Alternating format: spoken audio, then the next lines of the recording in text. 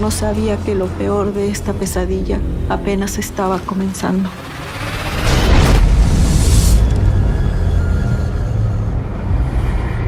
Bueno, primero Adrián, muchas gracias por sumarte a esta entrevista.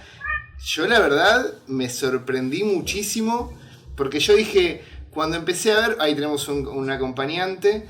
Ahora, no, y aparte tengo yo el perro a punto de ladrar, estoy como mirando acá, viste, con el ojo que no se ve, lo estoy como mirando y diciendo, ni te atrevas a cagarme el audio.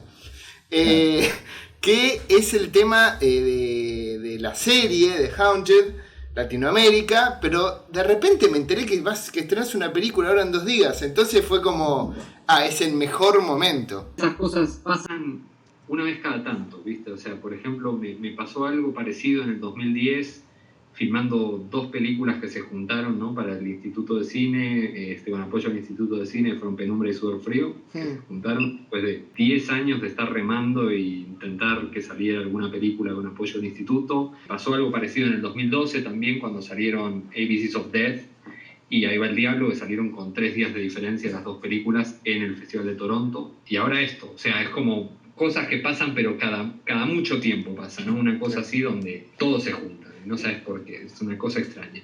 Yo, la verdad que obviamente ya hace mucho que sigo tu carrera y sé que tuviste como un camino. Entonces, antes por ahí de meterme más en hablar de la serie y la peli, una de las cosas que siempre yo pensaba era cuán complicado para vos el llegar a México con todo el bagaje que tenías de hacer películas independientes en Argentina y cómo fue ese juego para entrar en esa idiosincrasia de un país diferente y llegar a hoy a ser como sos un referente, porque digo que Netflix haya elegido Haunted en Latinoamérica dirigida por vos, digo, hay una idea de que sos un referente, ¿no?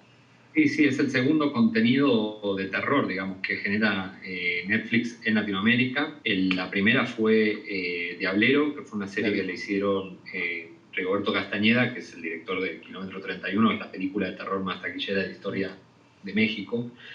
Y ahora este es el segundo contenido, o sea, sí realmente, para mí es un orgullo, ¿no? Poder haber entrado como dentro de este sistema y dentro de esta cosa, y en el caso de la película, es una película que está producida por Videocine y Lemon Studios, que, bueno, Videocine es la distribuidora más grande de acá de México.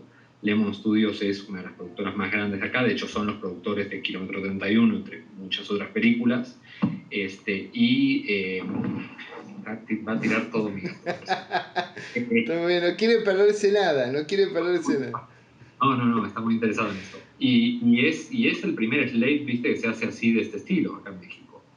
Y me lo encargaron, digamos, el hecho de llevar estas 3 primeras películas, de buscar como todo el writer's room y armar todo esto. Así que la verdad sí es una cosa que tiene que ver, digamos, con todo el laburo de estos 10 años, ¿no? De haber estado, la verdad, picando piedra también acá en México, o sea, como dándome a conocer y haciendo estas películas que tuvieron un recorrido más bien independiente, ¿no? Que fueron Ahí va el diablo y Esquerzo Diabólico, pero que tuvieron muy buena repercusión, digamos, en festivales internacionales y nada, como que terminaron sonando de alguna forma también, ¿no? Estas películas. Claro, pero mi pregunta del tema de ese camino al llegar a México, porque algo de lo que me sorprende, que me sorprendió mucho cuando vi Esquerzo Diabólico en el Barça en su momento, puede que sus temáticas y los elementos del género sean internacionales, porque digo, ya conocés cuáles son las herramientas, ya el género es algo que vos consumís mucho también, pero las películas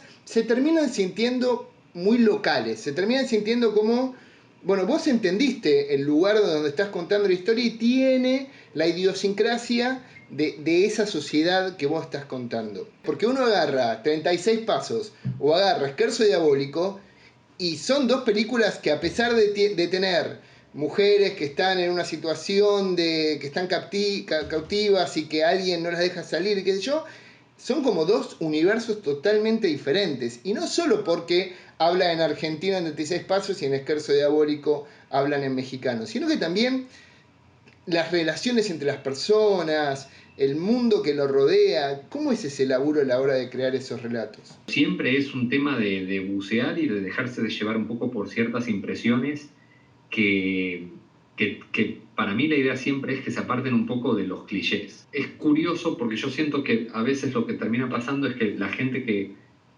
es de cierto lugar no ve un montón de cosas que alguien que llega por ahí con ojos nuevos puede ver. Claro. Para mí el maestro de eso, digo, no es que yo me vaya a comparar ni lejanamente, ¿no? Pero digo, el maestro de eso, del que para mí fue como de agarrar eso, fue Wong Kar-wai, cuando hizo Happy Together en Argentina. La Argentina que retrata Wong Kar-wai en Happy Together es Argentina, Sí. no cabe ninguna duda, pero no es la que uno veía en el cine argentino en esa época. En los 90 ese cine, no sé, esa Argentina, esas texturas que agarraba, esas cosas, yo me acuerdo hasta las cosas que hacían a nivel de luz, con su fotógrafo, con las botellas de Quilmes.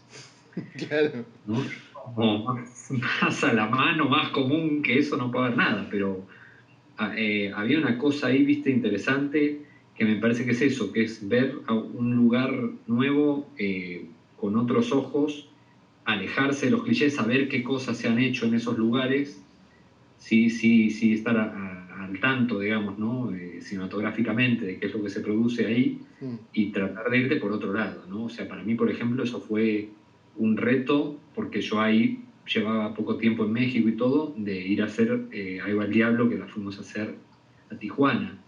Y a mí me encantaba, digamos, había ciertas cosas que yo había visto de la cultura, digamos, de Tijuana en el cine, pero eran cosas tipo Perdita Durango, o cosas que tenían que ver un poco justo con una cultura que era a la que yo no me quería acercar, digamos, ¿no? Que es la cultura del narco y de ciertas cosas como muy de la prostitución, digamos, de un montón de cosas que son como el cliché de lo que uno se imagina de Tijuana, ¿no?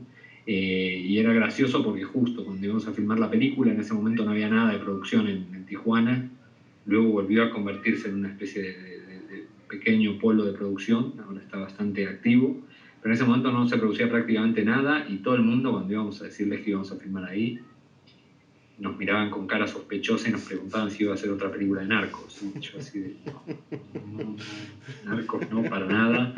No es una película muy amable, pero no va a haber narcos, eso te lo aseguro. También me tocó trabajar, que eso fue como mucho más rápido, en Late Faces en Estados Unidos y con Smart Circle en Suecia, ¿no? Que fueron cosas muy diferentes, pero cuando uno las ve, la verdad a mí me llena de orgullo eso. Hoy estaba, por ejemplo, leyendo a alguien que estaba haciendo una reseña de Black Circle, un sueco, y decía que estaba encantado con la película, pero sobre todo lo que me gustaba era que decía que era algo que no tenía nada que ver con nada que se haga en el cine de género sueco, ¿no?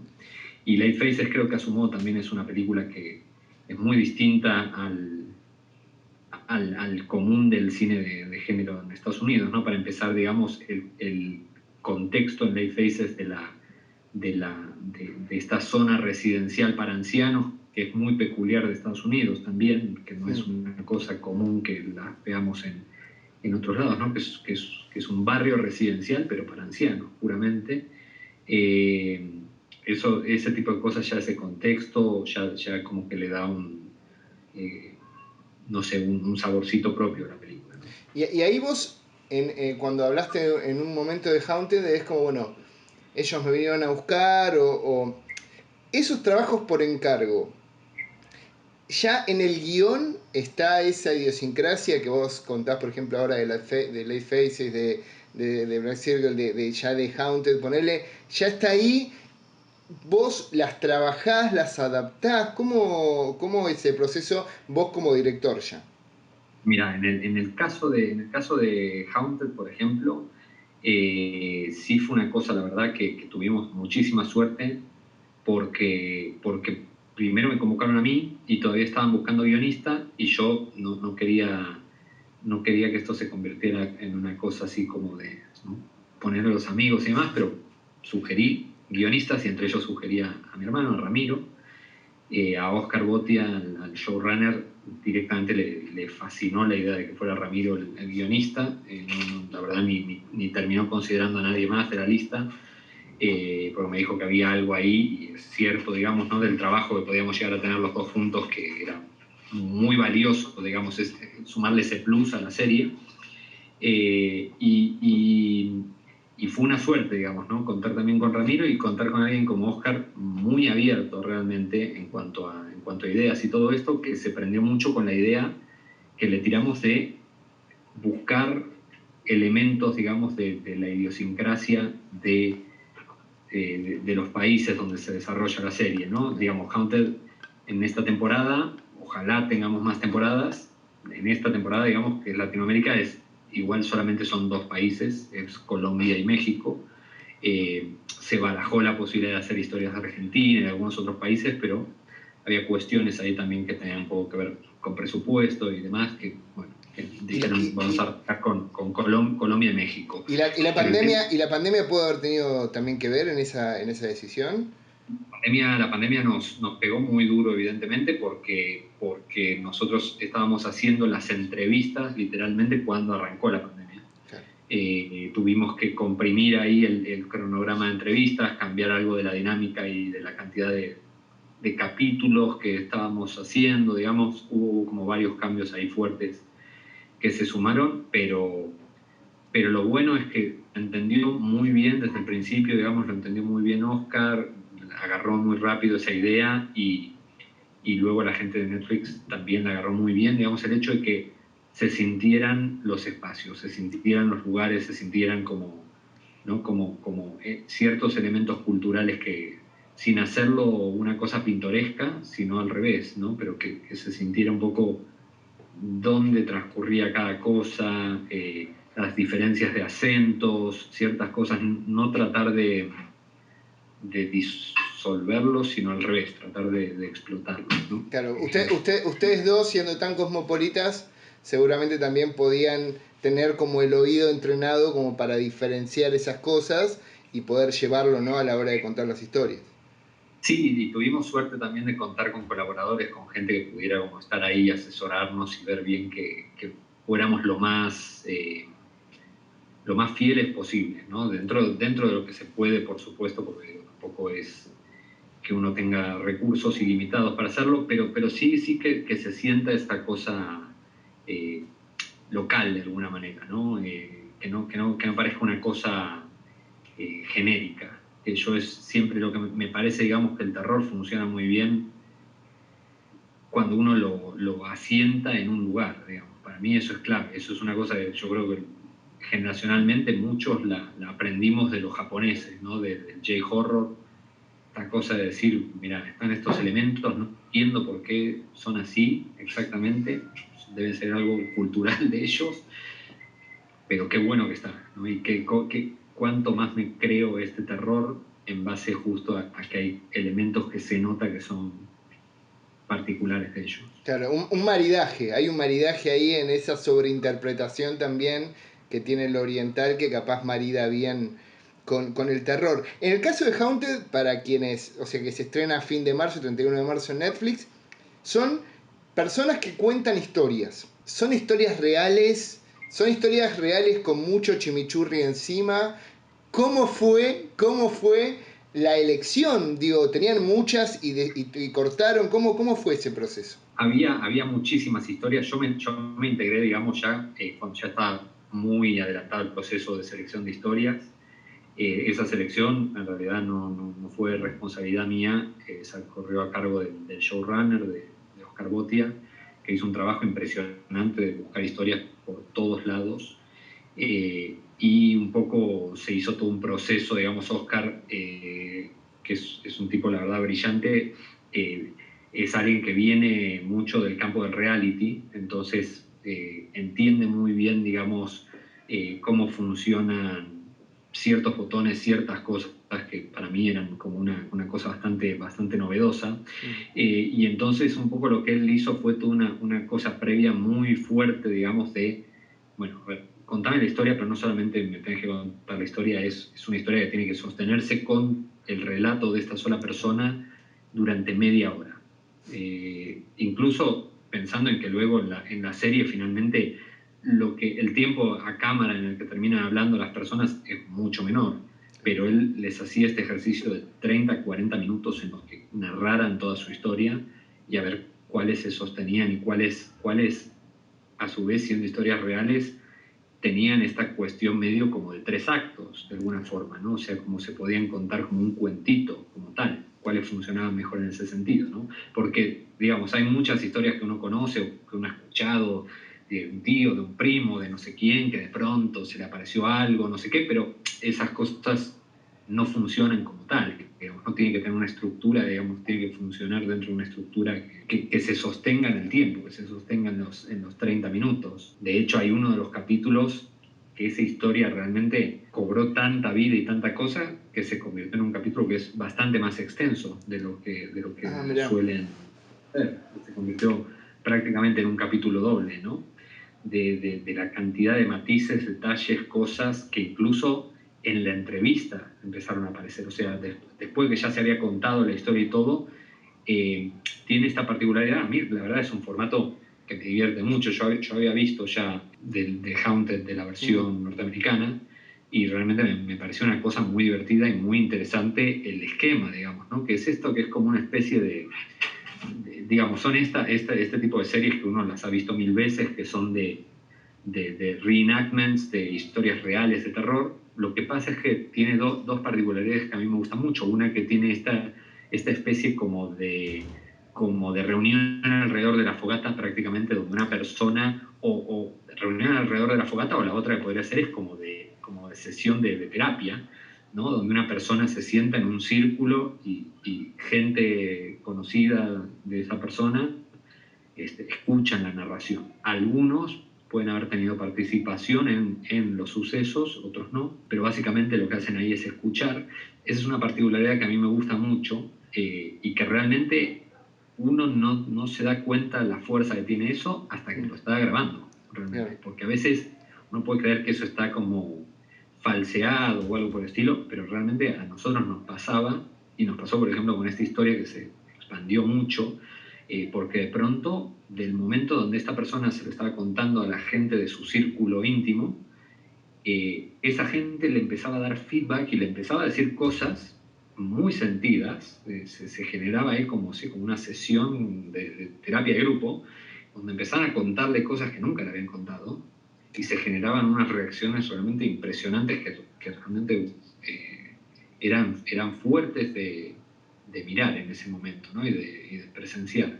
Ahí, perdón que te interrumpa, pero ahí hay un poco de esto que vos decías de los reality shows, ¿no? Del concepto confesionario, que en Gran Hermano estaba, de la persona hablando y exponiéndose al resto, y también a lo que está pasando mucho hoy en YouTube o en las redes sociales, que es la persona mostrando su mundo y contándola, ¿no? Y tratando de que cuanto más real sea, uno más empatiza con eso que está pasando. Digo, es como un consumo que es medio común hoy. Total. Sí, es interesante. La verdad, para mí es todo eso, que fue lo primero que filmamos. Además, para mí fue un género nuevo completamente, una cosa en la que yo me sentía bastante verde, de alguna manera, pero bueno, ahí estaba justamente Oscar, que es una persona que tiene una trayectoria muy larga en este género.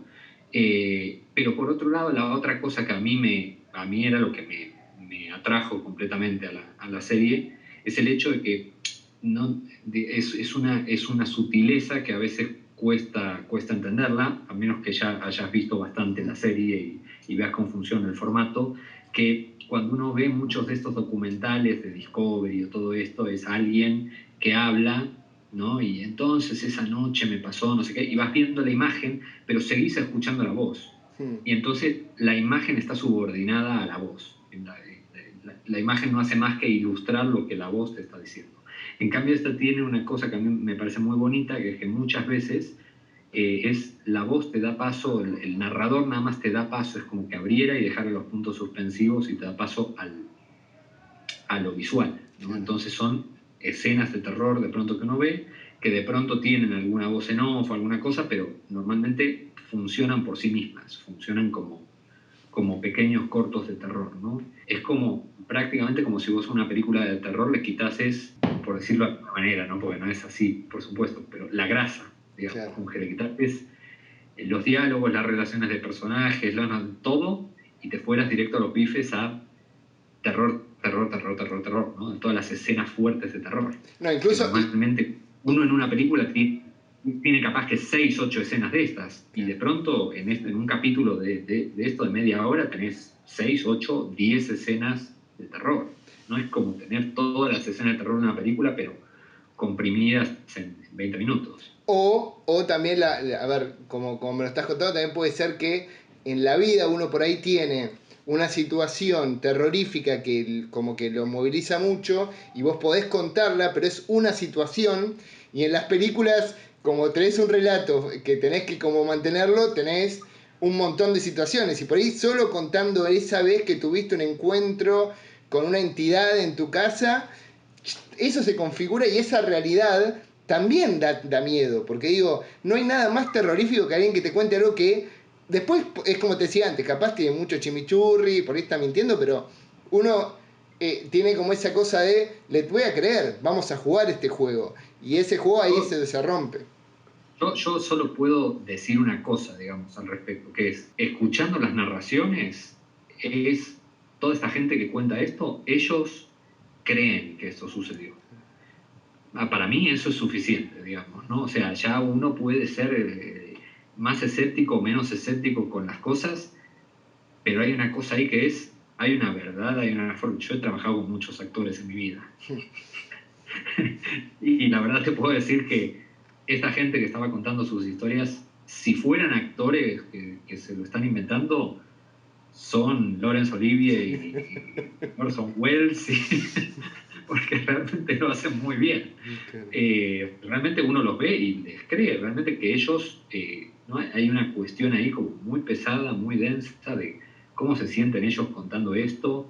En muchos casos justo gente del entorno que han pasado estas situaciones junto con ellos y legitiman y dicen de una forma realmente muy certera, ¿no? Todo esto dejó sorprendido, ¿no? Y la verdad me hizo también tomármelo con mucho respeto en ese sentido, de decir, mira, esto es cierto para esta gente, entonces vamos a tratarlo como respetuosamente, ¿no? Dentro de que es una cosa divertida también y que tiene este carácter como un poco lúdico, pero también tiene este punto que me pareció interesante, ¿no? Que es tan importante la narración como el narrador, porque digo, en esta situación es tan importante lo que cuentan, sino también cómo lo cuentan, ¿no?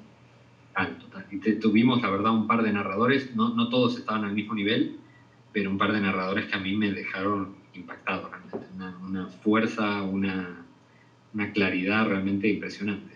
Y ahí, a ver, para quienes capaz no entiendan tanto, ya lo dijiste varias veces, el tema del concepto del showrunner, ¿no? Que es un concepto por ahí que viene más, que uno lo conocía más de la televisión inglesa hace 10 años, ponele, que los ingleses tienen una manera, un estándar de producción que lo llevan a tener esta cabeza de guionistas que estructura la serie. Pero por lo que vos estás contando, este showrunner también es como una suerte de productor ejecutivo. ¿Puede ser? ¿Y cómo, Sí. cómo es ese juego de ustedes? Ustedes son personalidades fuertes. Y aparte los dos hermanos juntos. Digo, ¿cómo se dio ese juego ahí? La verdad, súper bien, porque creo que teníamos todos, o sea, como que todos tuvimos muy claros los límites de hasta dónde sabíamos cada quien o cuál era como el fuerte más bien de cada quien. Oscar es un tipo que le gusta mucho el terror, sabe mucho del género, pero no tenía una experiencia, digamos, por ahí tan fuerte trabajando en el género. Entonces se apoyó muchísimo en nosotros y confió muchísimo en nosotros. Y por el otro lado está todo este elemento de que tiene todo este elemento fuertísimo de reality / documental, digamos esto, que nosotros realmente nunca habíamos hecho y que eso es una cosa que él conoce muy bien, pero sobre todo el tema, digamos, como para aclararle a la gente el tema de un showrunner. El showrunner, digamos, básicamente es el que tiene la Biblia, cuánto tiene que durar, desde cuánto tiene que durar el programa, cuánto tienen que durar las escenas, cuánto tiene que durar, qué tipo de música hay que meter en cada momento, o sea, un montón de reglas, algunas zonas están más vírgenes o más, nada, que uno puede llegar a inventar sus propias reglas o poner ciertas cosas, pero en general digamos, ese formato es bastante claro ya de por sí, y el showrunner es el que a rajatabla se ocupa de que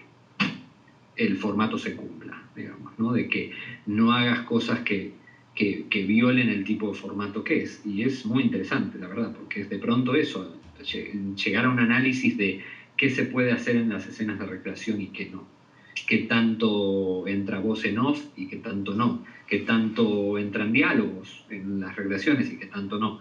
Montones de cuestiones así, digamos, en las que el showrunner es el que le da como la unidad a eso, ¿no? Sobre todo suele estar vinculado el showrunner también a situaciones en las que hay varios directores dirigiendo, claro. ¿no? Que no fue el caso acá, pero ¿no? Como para dar una unidad cuando hay varios directores, varias temporadas, es la persona que le da esa unidad, pero la verdad fue un trabajo que fluyó increíblemente bien. Yo la verdad no lo digo por decir, sino no diría nada, pero fue un trabajo donde fluyó de forma como muy respetuosa y muy orgánica todo con nuestro showrunner y con Netflix también. La verdad que el input de ellos fue muy bueno, muy acertado, la verdad. Contaste que uno de esos relatos empezó a tener como aristas y a ganar en consistencia y tal, y definieron extenderlo. Lo bueno que tienen las plataformas de streaming es que,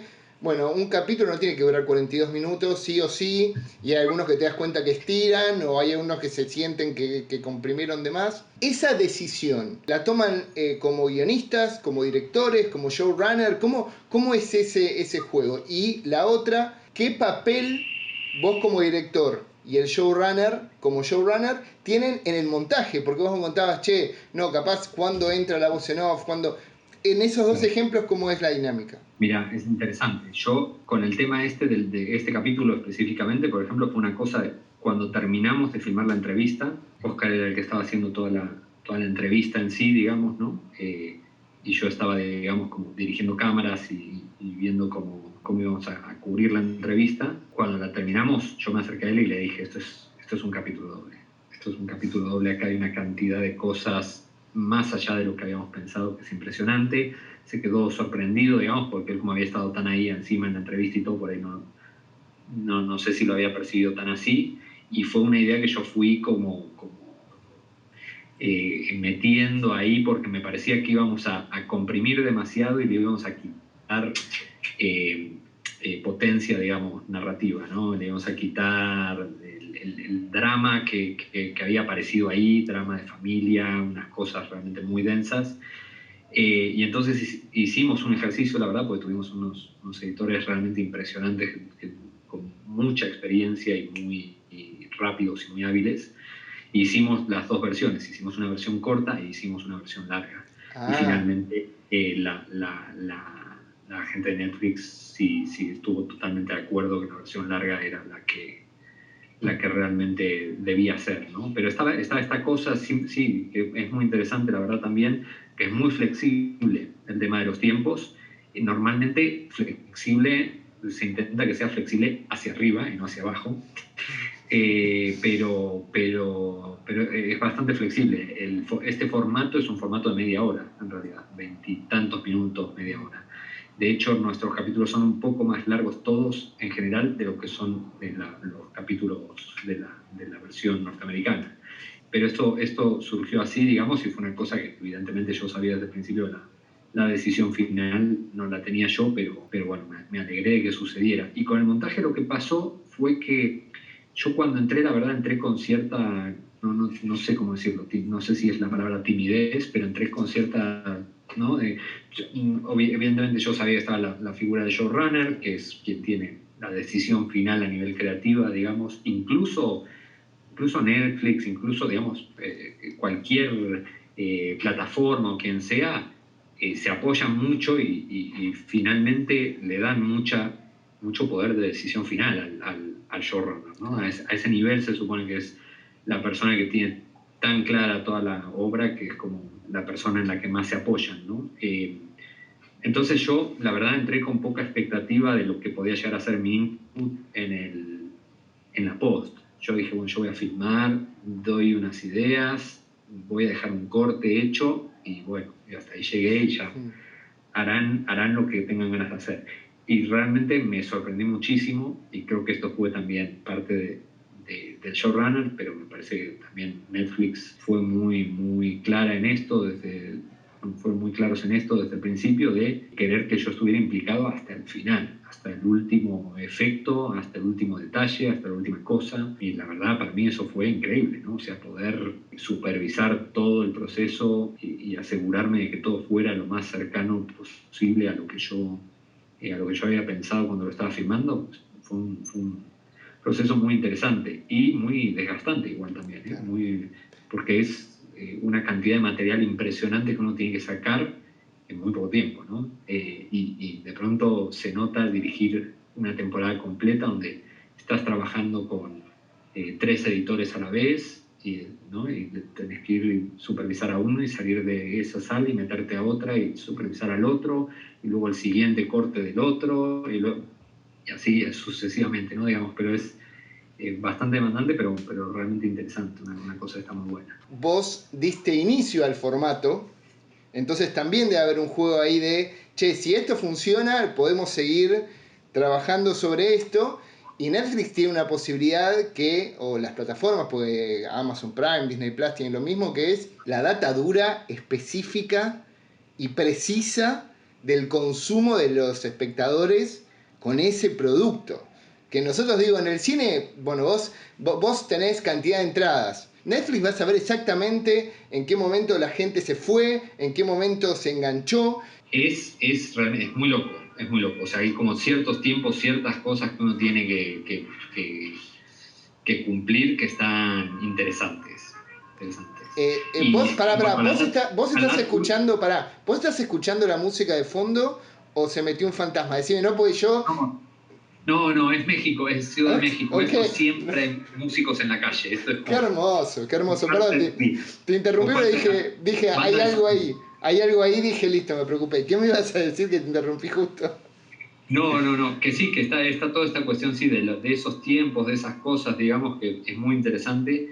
Y la otra cosa, sí, por supuesto, de la data esta dura que ellos manejan, que realmente sí, no es que la compartan muy alegremente, pero digo, lo que está más cercano que podemos llegar a ver para ver cómo funciona un poco la serie es la cuestión de el top 10 ese que aparece, digamos, cuando salen las series. Las tendencias, vamos a decirlo así, a ver qué tanto pega la serie y qué tanto no. Está bien, bueno, esperemos que le vaya bien. Sí, le va a ir muy bien. Me gustaría, pues nos quedan 13 minutos, hablar 10 minutos de la peli, pero que invites a la gente a ver Haunted Latinoamérica y decirle qué es lo que van a encontrar ahí. Nada, quiero invitarlos a que vean Haunted Latinoamérica con esta música de fondo. Quiero invitarlos a que vean Haunted Latinoamérica, que es una serie de terror, es un contenido de terror de los primeros que se hacen en Latinoamérica, que hace Netflix. Entonces me parece que es interesante apoyarlo, y es una serie que es una serie divertida para pasarse un rato terrorífico, digamos, con historias reales de terror de diferentes partes de nuestro continente. ¿Qué estás dibujando? Es Mormo. Juega conmigo. De repente apareció ahí y algo que me sorprende es tu filmografía como que va variando y siento como que te enamorás de ciertos géneros. Entonces como dos películas o 3 explotás un género, después, bueno, ya está, ya hice lo que quería hacer. Ahora de repente entre esta película y la serie, los fantasmas o las presencias están a la orden del día. ¿Cómo nace el proyecto de esta peli? Es loquísimo, porque son proyectos que tienen como una diferencia de tiempo entre uno y otro, pero son cosas de esas que suelen pasar, ¿no? Digamos, uno no puede prever qué va a salir y cómo va a salir un proyecto, realmente. Es como, yo escribo 4 guiones al año, digamos, ¿no? Y tiro puntas para 6 películas distintas a la vez, claro. Y de pronto es eso.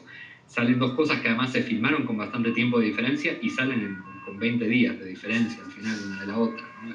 Y se parecen, tienen elementos estilísticos, digamos, similares y todo. Sí, la película va un poco por un lado similar al que va Haunted, digamos, que es, digamos, algo que a mí me pasó, digamos, a partir del 2015, 2016, por ahí, que estaba ya en el 2016, yo creo que estaba empezando ya con el proyecto de Black Circle, y me empezó a picar un poco el gusanito ahí, a agarrar un poco la cosa de hacer algo que fuera algo de terror, pero como un poquito más, digamos, dirigido un poco más al público que consume terror de una forma un poco más casual. Yo suelo hacer películas de terror, no es que las hago para una audiencia canchera o algo por el estilo, pero yo mismo, como he visto tanto terror, conozco tanto como cinéfilo, digamos, los recovecos del terror, como que uno a veces, a mí me pasa eso, digamos, se va un poco a la especificidad, ¿no? Claro.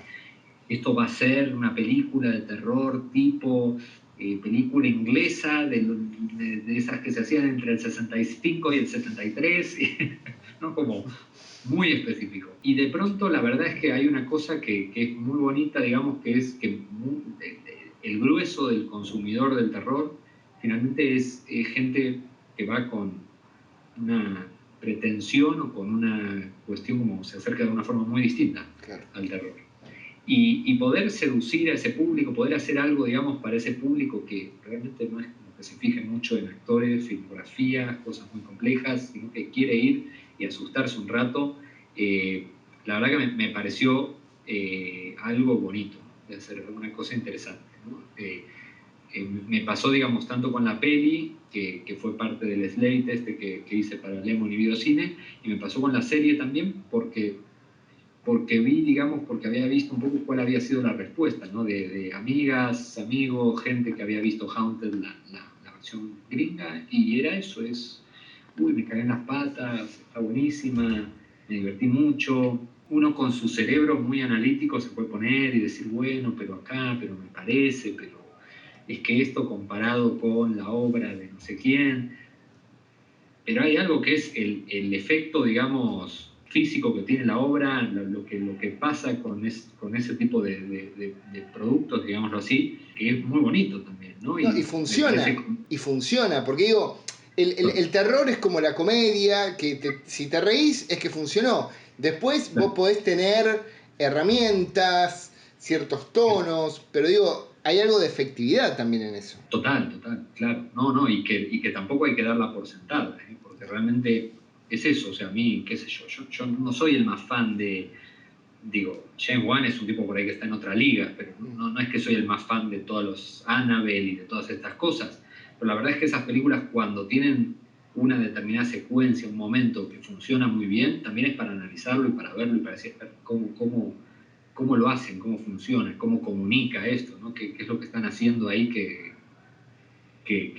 piecitas mueve, qué cosas hace? Y la verdad, dentro de esas películas a veces uno encuentra también como determinado craft, determinada cosa, ¿no? Del tipo que la hizo a nivel de puesta en escena, a nivel de ciertas cosas que decís, está bueno esto, no es para desestimarlo así tan rápidamente, ¿no? Hay cosas que son basura, evidentemente, igual funcionan, pero hay cosas que, bueno, que tienen ahí como para analizar un poco más y para ver un poco más. La verdad era parte como de ese juego y de decir, quiero ampliar un poco mis herramientas como director y no estar jugando como pareciera, digo, aunque uno no lo haga conscientemente, pero jugando para los amigos o jugando para el grupito, digamos, que te va a reír las gracias, digamos, ¿no? Ahí hay un tema también que está bueno, esto de empezar a darle un poco más de bola al autor, que para mí es una teoría que yo tengo, que ahora que las redes sociales llegaron para quedarse con el entretenimiento, han sido movilizadoras de proyectos,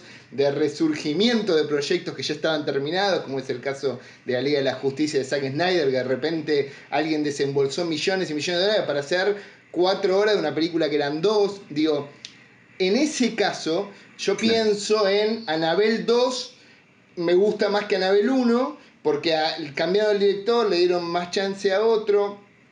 En este caso específico, que vos me decís, y lo entiendo, que vas con cierta, vamos a decir, con algo más genérico, a buscar, a cooptar a un público que por ahí no es amante duro del género, sino que le gusta el terror solo para pasar el momento y tal. ¿Cómo lo enamorás y cómo jugás con estos momentos del género? Hoy hay un momento donde es esta cosa del horror como dramático, con mucho tiempo muerto y con gente, con lugares cerrados, gente hablando que no pasa nada, una sombra.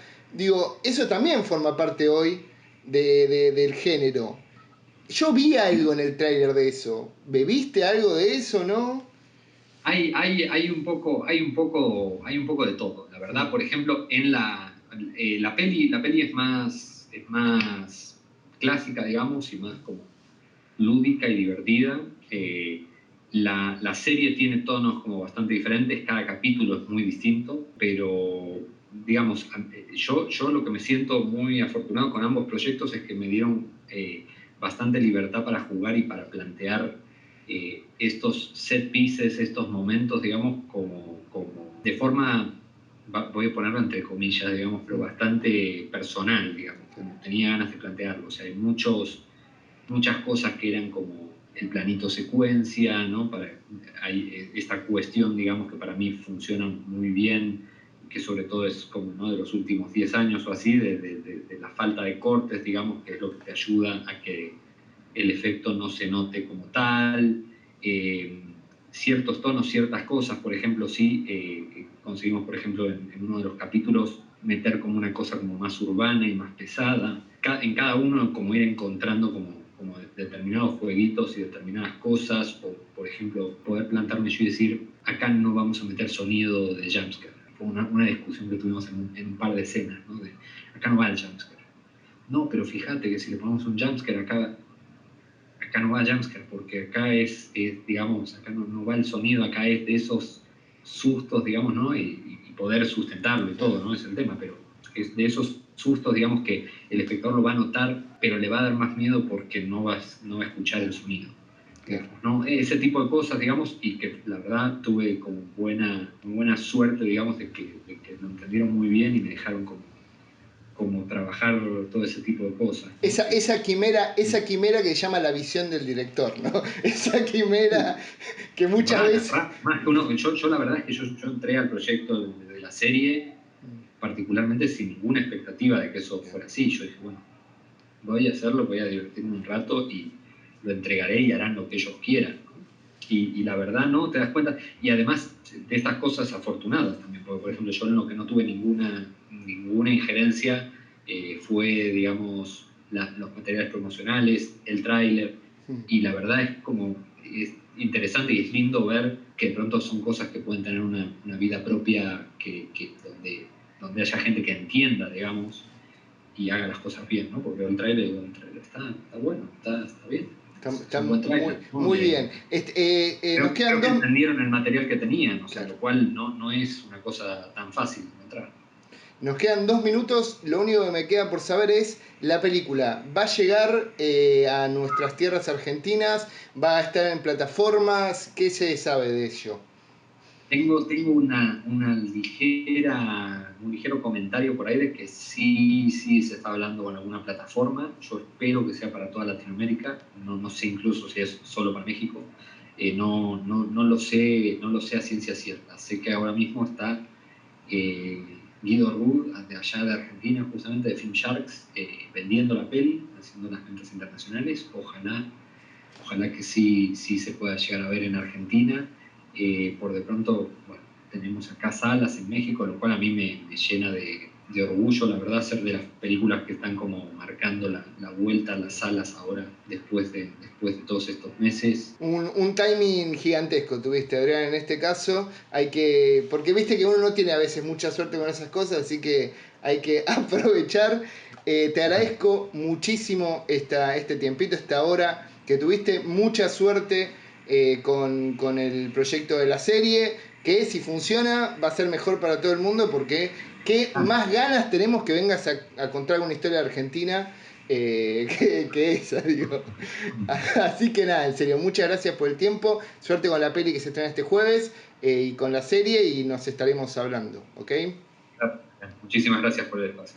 Nos vemos, buenas noches. Mormo quiere jugar. Mormo quiere